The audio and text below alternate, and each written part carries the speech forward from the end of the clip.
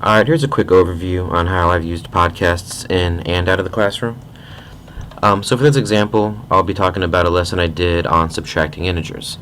We definitely do this as a follow-up to adding integers, positive and negative numbers. Subtracting tends to be a lot trickier for the children. And as you can see by the standard, not only are they expected to compute the problems, but modeling the problems. And that's where they definitely have a hard time with, but I feel like doing the modeling will give them a better grasp of the process behind what's going on when they're computing it, rather than just having them memorize a process. So for this lesson, what I did is I used the podcast as an introductory lesson for them to watch at home the night before we start this in class. And I also gave them guided notes to fill out while watching it, and they pretty much coincide with everything that's on the podcast. So the idea is for them to come in the next day in class with, some basic knowledge from the podcast, and then we can build on it in class, actually practice it in class, and monitor them in class. So here's what the homework looks like. And I'll just go back real quick. So, these are the notes they fill out, and here is just a quick snippet of what the podcast looks like. 5 minus 8. Okay? So, we need to draw the first number, which is a positive 5. So we're going to draw 5 positive chips.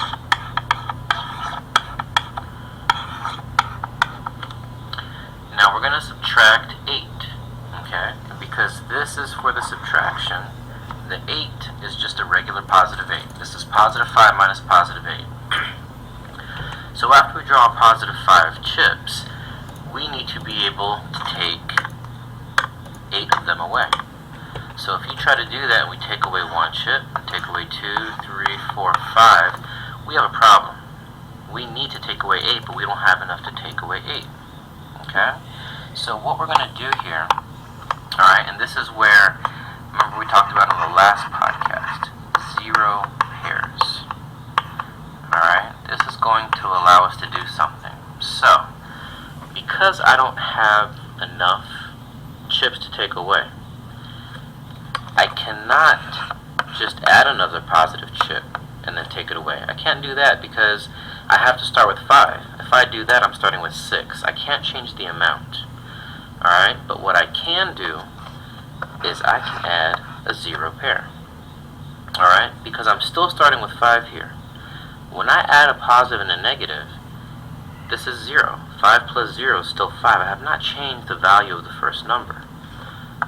And I can add another 0 pair. And I can add another 0 pair. And you'll see that when we tried to take it away, we could take away 5, but we needed 3 more, right? Well, here's our 3 more positive chips. Okay? Once again, we've added 0 3 times. This is 0, 0, 0. It hasn't changed the value of that first 5. Now we can do the 5 minus 8. Okay? So here's my 5. I'm going to take away 1, 2, 3, 4, 5, 6, 7, 8. And you're taking away positive 8. So I'm taking away all 8 positive chips. Now I look at what's left over. And the final answer is negative 3. Okay?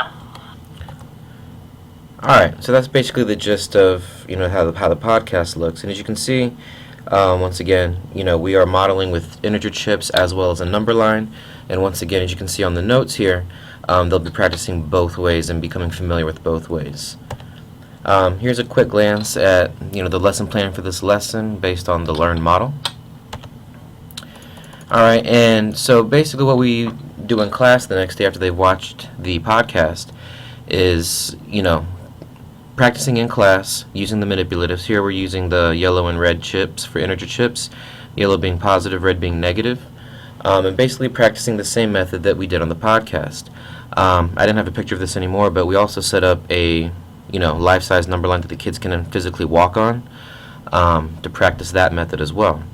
And so what we're basically kind of bridging to with these manipulatives is once they're familiar with just using them properly, then they'll be given a series of problems, and every 2 problems will be essentially the same problem but inverses of each other. So, like you can kind of see up here, they'll be solving 4 plus negative 3 and 4 minus 3. And 2 plus 5, 2 minus negative 5. And they'll have a series of these problems back to back.